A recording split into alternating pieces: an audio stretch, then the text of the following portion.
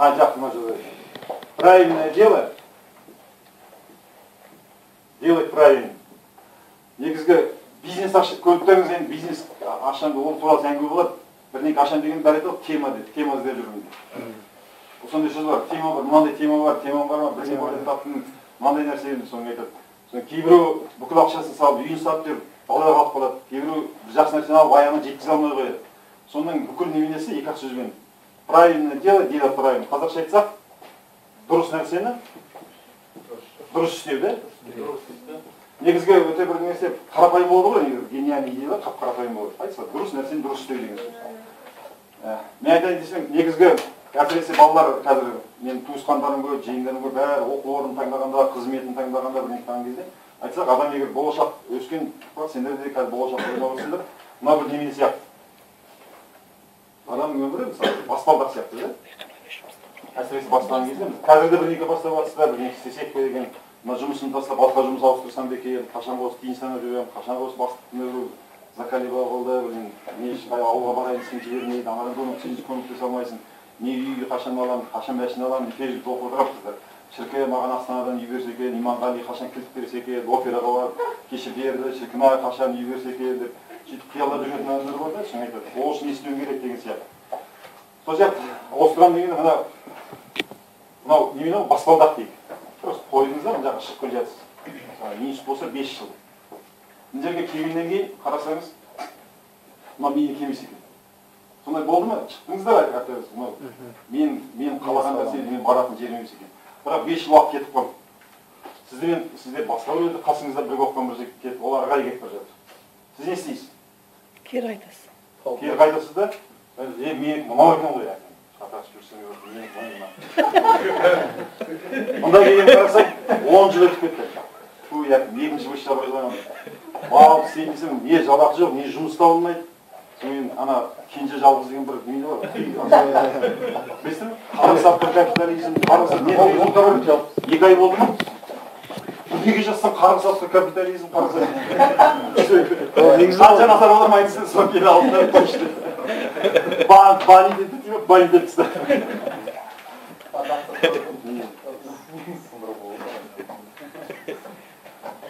Енді келесі жолдары осы жайлы мен егер қатысам десеңіздер, бала екенсіздер, сонда қалай негізгі дұрыс жолды алған деген кезде, жаңа Питер Друкердің де көп ақсақал керемет адам, өмірде керемет зығалдырып кеткен, полноценный жизни, соны істеп кеткен адам, сол кісі айтады, осы туралы көп ниеттен бар. Вроде менеджер, философ емес, чисто менеджер, да? Маркетинг, ассес менеджмент, персонал, сол жайлы керемет кітаптары бар. Уроки задачи менеджмента 21 века деген кітап бар, осындай ғана. Бестселлер, бүкіл миллиардерлер осыны ұстап оқыған. Задачи менеджмента 21 века деген. Жазып алыңдаршы, оқысаңдар жақсы. Питер Друкер. Интернетте де болуға тиіс. Мен бұрын осыдан 5 жыл бұрын оқып, сатып оқыған, интернетте таба алмадым, қазір біреу қойған шығар. Задачи менеджмента 21 века деген Питер Друкердің немесі. Сонда қалай адам өмірдегі жолын дұрыс таңдай білу керек дегенде, әр жерде жақсы керемет адамға миға қолымды, енді ұлы адам ғой, сондай немене береді, жақсы совет береді немене. Енді бір нәрсені істегенде, Абай атамыз айтады ғой, бір нәрсені істейін десең, істің жалпы не дейді? Істің ретін тап дейді. Бәр нәрсенің өзінің инструменті бар. Перфоратор деген нәрсені білесіздер ғой? Қазір пайда болды. Бұрын перфоратор жоқ кезде біз ломмен дедіңіз. Бетон, кувалдымен мен өзім кувалдымен, ломмен. Қазір перфоратормен істесең, тарс, 10 кісінің 10 күн істейтін бір сағат ішінде істеп тастайсың. Сол сияқты бәрі нәрсенің. Мына өмірдің де сондай инструменттер деген жетеді. Мамандық қалай таңдау керек, бір жұмысты қалай ұйымдастыру, бизнесті қалай ұйымдастыру керек, маркетинг қалай ұйымдастыру керек, сату мәселесін қалай ұйымдастыру керек, бәрінің өзінің инструменттері бар. Мен сол инструменттерді сіздерге беріп отырамын. Негізі мынандай орысша тағырып не бар, крысиный бег деген. Крысаны лаборатория жүргізіп қояды ғой. Өмір бойы кесакет бар ғой дейме? Бег по спирали дейді. Жүрген сайын адам жыл сайын, күн сайын бір неге жайылған. Енді неменің атын біз осы неменен арғай үлкен ойларымыз бар. Сапалы қазақ деген бір әңгіме естідім мен. Шынында айтамын, мен өзімдікі емес, мен ұрдап алдым.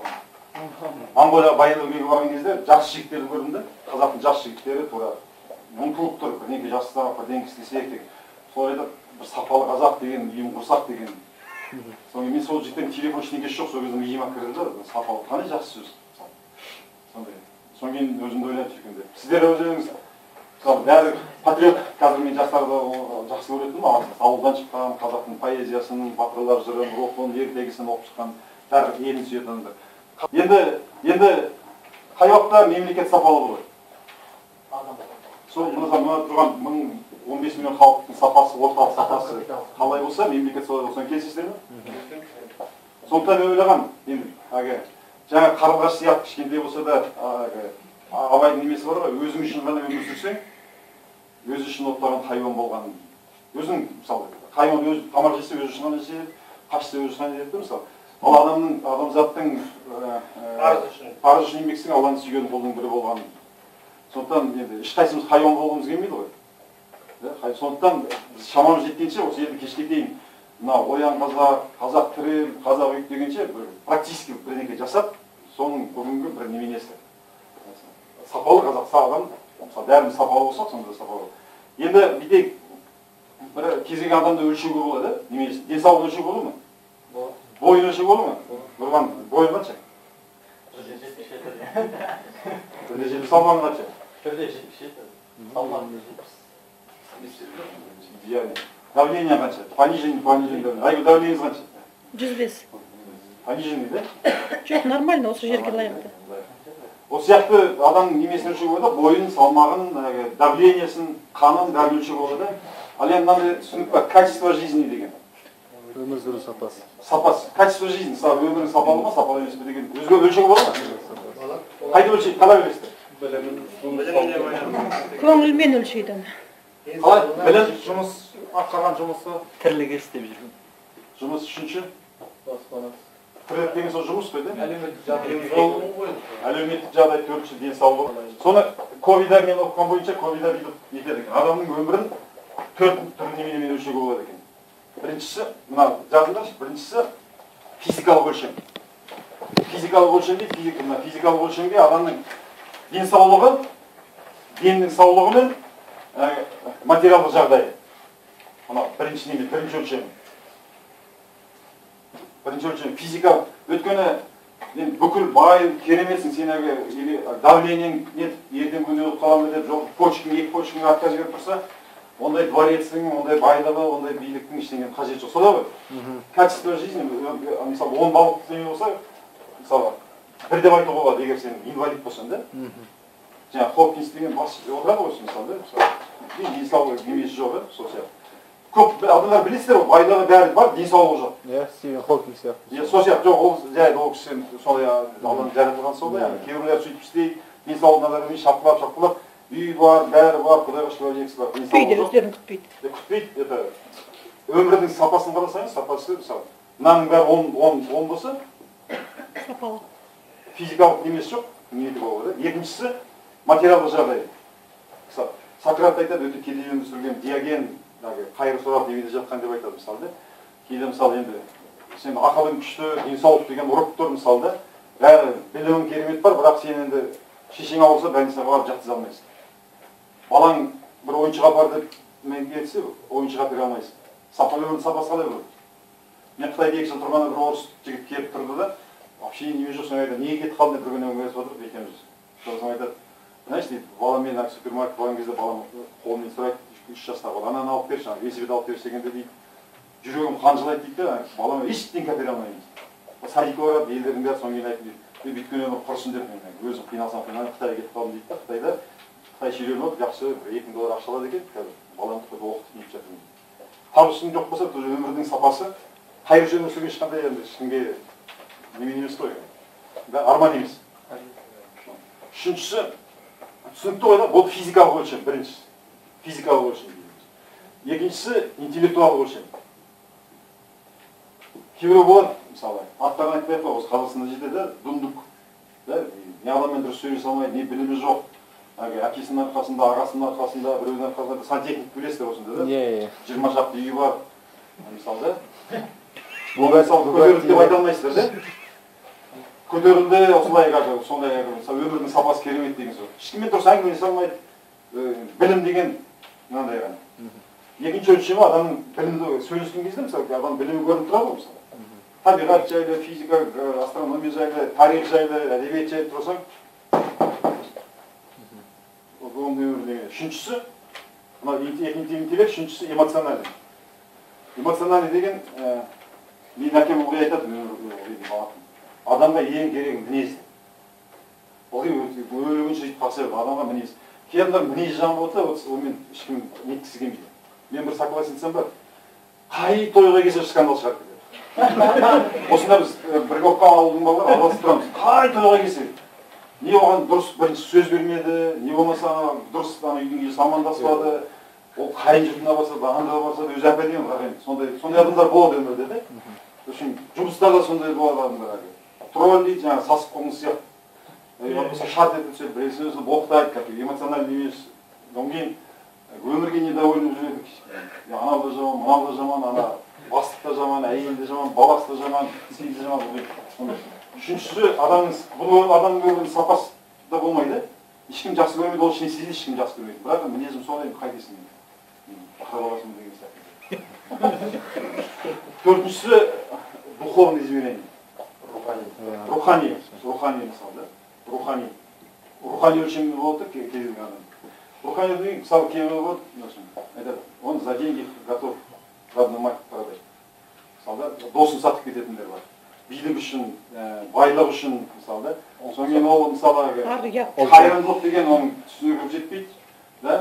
Мысалы, бір жерге пара беру, бір жерге ұрдау, алдап кету адамды, кейінге бір жақсы із қалдырсам, мысалы, ата-бабасына ас беру, ауылына бір қайырымдылық жасау, жетімдер үйіне бірдеңе жасау, ағайынына, досына бір ондай қара жүргендер болады. Өмірде все пофиг.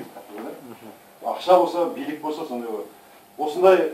Осының орташа неменесі, орташа емес, осының қайсысы, мысалы, айтайық, мына жерде неменесі, физикалық, денсаулық деген ұрып тұр. Еш жер ауырмайды. Жас кез. Кәрдеген кезде де бар. Ауырмайтын. Вот, еш жер ауырмайды дейді. Мен марқұм нағашым қайтыс болғанда гербалайфпен айналыса бастады кезде. Бізге пихатель тәкін айтты, маған өзің неге ішпей десең, еш жерім ауырмайды. Еш жерім ауырмайды, неге ішпейді. Шынында денсаулық мықты болды. Қайтыс болды. Айда, материалдық жағдай жетіп. Интеллект, білім деген жинап алған, тарих бірдеңкесін сатылап, бәрін ұрып тұр да. Бір жағынан өзі приятно, бірақ неменесі егер төмен болса, жаңағы сволочь болса, сасық болса, оны неменесі ең нөл деп айтуға болады, или бір деп мысалы. Или айтайық мысалы, мынасының бәрі жақсы, қайыршы. Бәрі жақсы, бірақ денсаулық жоқ. Или болмаса денсаулығы жоқ болса, тоже нөл деп айтуға болады. Сонда қысы орысша айтқан кезде, самый нищий отсек, мына төртеудің біреуінің қайсы төмен болса, солай деп айту керек. Жоқ, енді общий средний теория бойынша по теории вероятности көбейтіледі. Көбейтіледі, бірақ здесь это не играет, не средняя величина. Мысалы, бәрі жаман болып тұр ғой, мысалы, денсаулығы мынадай болып, бәрі жақсы болса, оның өмірі успешный деп айта алмайсыз. Мысалы, бәрі жақсы, бәрі 10, средний деп айта алмайсыз. Денсаулығы жоқ. Кешке дейін неме инсулинді отыр, мысалы, что за жизнь, как ни ештеңке істей алмайды, ни ештеңке жүре алмайды, не болмаса асқынып, астматик. Қалай, мысалы, байлығы бар, білімі бар, духовный бар, это же не жизнь, как. Кейбіреу, мысалы, бір жаңағы айтты, рак болып, мысалы, бәрін. Неме өмірді, сонда здесь не играет. Ең қайсысы төмен, сонда. Егер, мысалы, бәрі былай болса айтуға болады, орташа. Келісесіздер ме? Өстіп, адамның өмірі негізі өлшеу болады екен. Маған бүйтіп айтқан кезде, айтсам, мысалы, ой, анау көтеріп деген кезде айтам, мен, неге деп айтасыздар? Адамгершілік түкке тұрмайды. Ешкіммен дұрыс сөйлесе алмайды, оны неге көтеріп? Ондай адаммен, мысалы, ешкіммен етуге тұрмайды деп. Соң кейін, жүз болып бар ма? Жаңағы Ахмет бабамыздың жаңағы сөзін қайтадан келтірейік. Осыған байланыстырайын деп біз басқа жұрттан кейін қалған елміз дейді, Ахмет айтсын. Біз басқа терезесінде өзге жұртқа тең болу үшін біз бірінші білімді, екінші бай, үшінші қуат. Күшті болуымыз керек. Білімді болу үшін оқу керек, бай болу үшін кәсіп керек, күшті болу үшін бірлік керек дейді. Соған енді мен бәрін итогысын келтіргенде сапалы қазақ қандай деген кезде, шындығында да Ахмет атамыз дұрыс айтқан, сапалы қазақ білімді болу керек, бай болу, күшті болу керек, бірақ бір нәрседе қалып қалған, төртіншісі ол кісі кешесінен біз кішкене заманына қарай бәрі жетіледі ғой, да? Біз ол кісіні толтырсам деп ойлаймын да кішкене. Төртінші, денсаулығы мықты болса екен деп, қазақ сапалы болу үшін, да? Бәрінің денсаулығы мықты. Орта жас 80-90 жас жаста, Япониядағы, Италиядағы сияқты, да? Эмоциональный деген неменемен етігі болады, да? Көркем мінез. Көркем мінез, мәдениетті деген. Мәдениет, да. Мәдениетті көркем мінезді деген. Әрбір қазақ мәдениетті болса екен деген. Мынандай бір жаман орыс тілді мен фейсбуктарда көріп отырамын, бір керемет оқығым келмейді кейде. Пипец, капец, жопа. Ылғи сондай бір жаман сөздер әйеліне дейін боқтаған кезде, әсіресе әйел адамдар боқтап оқыған кезде. Мен қазақтарға сұранатыным, сондай бір жаман әдет жұққыш келеді. Мәдениетті болса екен. Мен ана Балқашақта фазендім бар, фермада. Жолдың жиегін көрсем бутылкадан көрінді. Машинаның келе жатыр, сатып, келе жатыр, лақтырды. Біз тауға барамыз, тауға айына бір рет біз 2-3 қап елдердің жастарын тастап кеткен бутылкасын алып түсеміз. Жейді, тастайды, пластмасс нәрсені тастайды тауға. Шетелге барсам біреу жеген кәмпитін тастамайды. Сондай бұл мәдениетсіздік қой, мысалы, жүрген жеріңе гадит етіп жүру деген сөз. Қазақтың бәрі кішкене мәдениетті болса екен деп. Сонымен 6-шы тағы да сапалы қазақтар қайырымды болса екен. Міне қазақ сонда білімді болса, бай болса, бірлік күшті деген, мына жерге жазсаңшы. Бірлікті үйімшіл болса деген, үйімшіл болса да. Өзі бұрын 300-ге бөлінетіміз, руға бөлінетіміз, Арғын, Найман, сонымен Шымкент, Семей деп бөлінетіміз да. Сөйтіп ол қанымызда бар енді, жаман қасиет. Қазір садақ жастарға мен үстем шошитын болдым, қазір жастармен шынын айтамын, сол бір өтмес нәрсе. Ана көрсең, ой, ол бір топтікі ол. Ол ана немене дейді. Сопы ғой ана. Ана немене саляфит қой. Ана бәлембе, ана тәңірші ғой, ана тенгриянец. Ана өзі 300-ге өзі бөлініп жатқан немене қазір. Бірін-бір көре алмайтын, бірін-бір дастарханда отыра алмайтын жағдайға жетіп барады, өзі аз қазақ. Ата-анасымен тамақ ішпейді екен де. Осындай нәрседен аулақ болса екен деген нәрсе. Сол қазақтың денсаулығы мықты болса екен, мәдениеті болса екен, қайырымды болса екен. Қайырымды болсын деген, духовный деген рухани бай болса екен деген. Рухани бай, тек қана немесе рухани кедей адамдар көзімен көріп жүрміз, мысалы.